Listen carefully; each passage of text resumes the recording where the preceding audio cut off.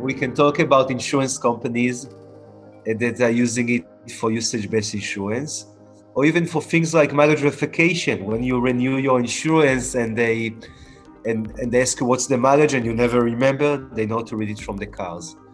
We can talk about different financial institutions that if you're a good driver, you pay less interest on your loans, or you might get a loan if otherwise could have been refused.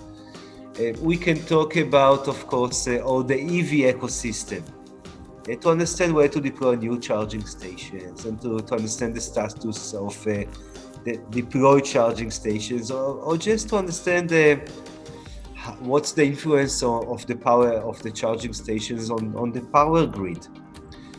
We can talk about companies in the weather segment that are using weather information from vehicles to do better prediction of weather. We can talk about tier 1 and tier 2 suppliers that are using car data to improve the different parts and reduce the amount of recalls.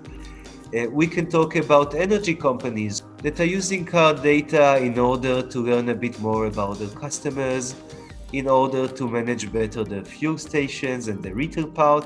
And of course, they're all entering the EV ecosystem, so it's very important for them there. We can talk about dealerships.